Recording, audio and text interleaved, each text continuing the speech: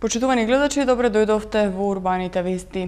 Агенцијата за аудио и аудиовизуални медиумски услуги и правниот факултет Јустинијан I направија унапредување на соработката со цел размена на искуствата, со што ја потврдуваат заедничката заложба и интерес за унапредување на високообразовната и научно-истражувачка и апликативна дејност.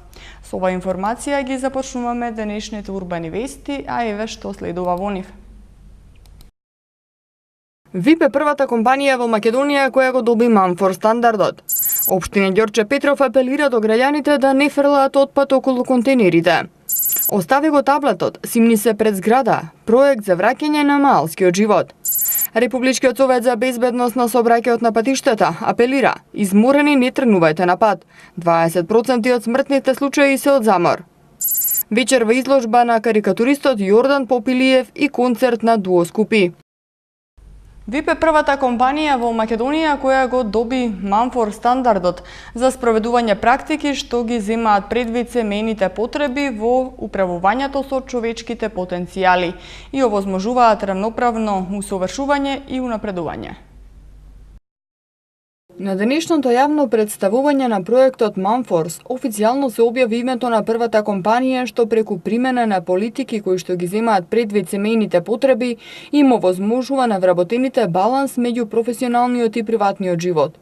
Прва компанија што се стекна со правото на истекнување на основниот Манфор стандард во Македонија е телекомуникацијската компанија ВИП.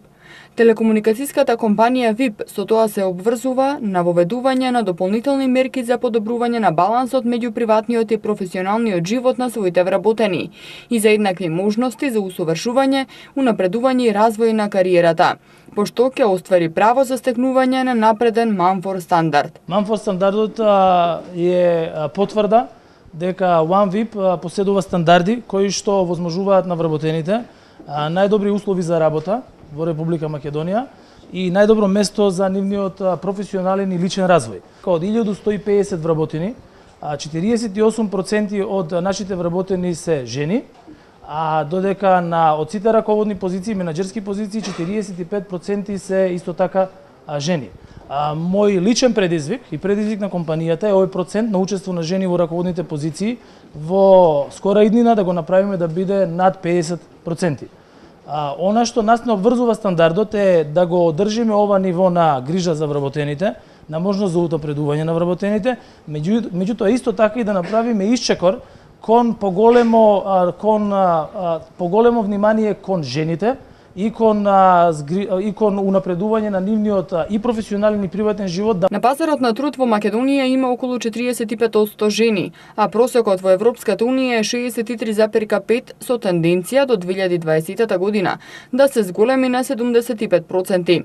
Ова Македонија треба да го надмини во наредните 2,5 години да го зголеми бројот на жени на пазарот на труд за најмалку 10%, истакна иницијаторката на Манфорс проектот Дијана Кобас-Дешковиќ. У Македонија на тржишту рада око 45% жена. Во Македонија на пазарот на труд 45% се жени, додека просекот на Европската унија е 63,5. Ова Македонија треба да го надмине. Цел на Европската унија е до 2020 година да има 75% жени на пазарот на труд, а во Македонија треба барем за 10% да се зголеми. Сите меѓународни организации тоа го препознаваат како голем потенцијал за можност и подигнување на конкурентната економија. Најпрво заради користењето на талентите, бидејќи во последните 10 години повеќе жени завршуваат факултет од мажите. Sa fakulteta izlazi više žena. U zadnjem desetljeću više žena nego muškaraca. Имплементацијата на проектот во Македонија е поддржана од програмата за зголемување на пазарната вработливост на Швајцарската агенција за развој и соработка. Да не се фрла отпад од стар мебел, градежен шут и стари електрични апарати околу контењерите, апелира општина Ѓорче Петров до граѓаните кои секојдневно одлагаат голема количина отпад покрај контењерите. За таа цел се организираат акции за собирање кабаст отпад и тогаш треба да се исфрли отпадот. Општина Ѓорче Петров реагира на постапките на несовесните граѓани кои фрлаат секаков отпад до контейнерите. Од општината реагираат особено за контейнерите наспроти општината, кои секојдневно ја имаат истата слика, иако ќе бидат исчистени од страна на јавното претпријатие Комунална хигиена. За кусо време може да се забележи секаков отпад околу нив. Од општина Ѓорче Петров посочуваат и други локации каде што е наградена сликата на општината. Околу контейнерите може да се види стар мебел, градежен шут, стара облека, електрични апарати, санитарија и останат кабаст отпад. Од општината апелираат до граѓаните да не фрлаат отпад околу контейнерите, туку да учествуваат во акциите кои ги организира општината за подигнување кабаст отпад, или пак старите електрични апарати да ги одлагаат во означениот и заграден простор за стари апарати кои се наоѓа на само 50 метри од контейнерите. Републичкиот совет за безбедност на сообраќајот на патиштата апелира до граѓаните изморени да не тргнуваат на пат. Информацијата за ова следува малку подоцна. Проект за враќање на маалскиот живот насловен "Остави го таблетот, симни се пред зграда" се реализира во општина Центар со цел децата да се одвојат од таблетите и телевизорите и заедно пред зграда да го поминат времето во игри и дружење. Во паркот зад Зелен пазар во општина Центар се одржа третиот настан од кампањата "Остави го таблетот, симни се пред зграда", кој има за цел да го врати маалскиот живот. Ликовна работилница под отворено небо, надпревари во играње на стари маалски игри како плочка, скокање со јаже, народна и криенка, беа само дел од активностите на кои се радуваа малите деца. Во текот на неколку часовното дружење и децата и возрастните заборавија на мобилните телефони и таблетите, што всушност е и целта на проектот. Нацртаа голем број цртежи кои беа изложени за време на настанот.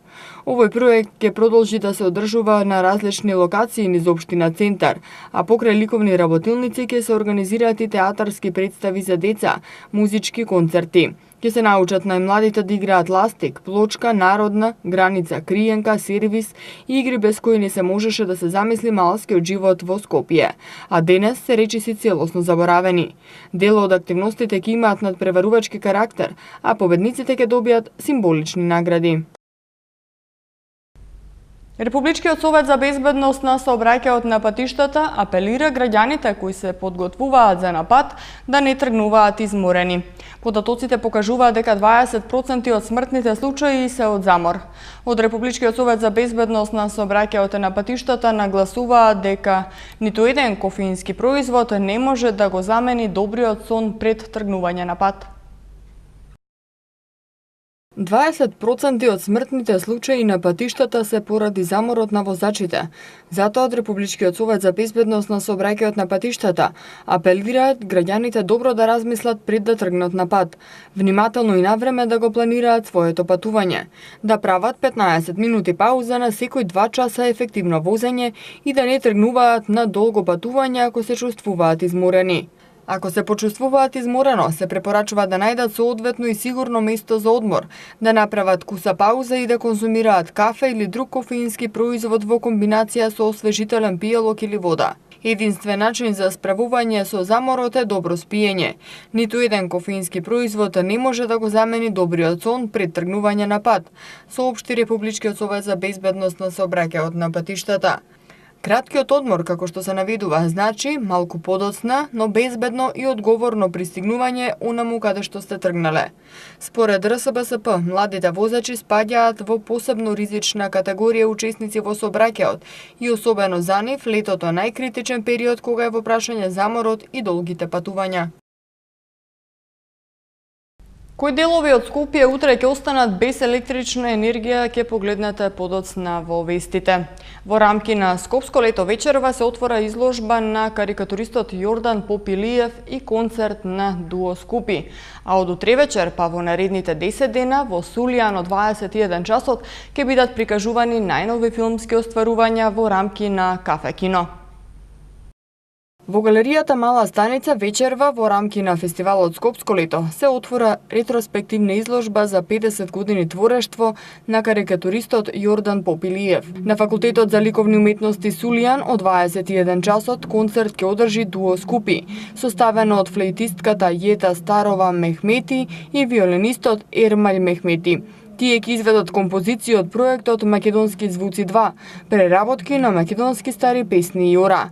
На Скопско лето утре вечер ќе почне и веќе традиционалната содржина на летниот фестивал Кафе Кино. Во наредните 10 дена во Сулијан од 21 часот ќе бидат прикажувани најнови филмски остварувања. Прва на оваа филмска програма е проекцијата на американскиот музички документарец Битлси 8 дена во неделата од 2016 година. Републичкиот центар за управување со кризи информира дека Кучково и Сарај утре ќе останат без електрична енергија, а во понеделник делови од Чаир и Шуторизари. Поради зафати во електромрежата утре од 7:30 до 9:30 часот без струја ќе бидат жителите од село Кучково во општина Ѓорче Петров, како и сите села кои гравитираат во општината Сарај. Ќе има прекин на снабдувањето со струја и во понеделник од 8 до 9 часот кај корисниците од улицата Македонско-Косовска бригада и улицата 19 во општина Чаир, како и улицата Индира Ганди кај бензиската на Окта во општина Шуторизари. Сончево и топло време со температура што ќе биде во постојан пораст и ќе достигне до 40 степени. Не очекува од денеска до средината на наредната недела. Во сабота и недела максималната температура ќе достигне до 37 степени. Понеделник 38, вторник 39 и среда 40 степени. Според најавите од Дубравата за хидрометеоролошки работи, во наредните денови во попладневните часови во планинските предели ќе има услови за локален краткотраен дожд и ретки грмежи. Ги гледаме и температурите по останатите градови од Македонија.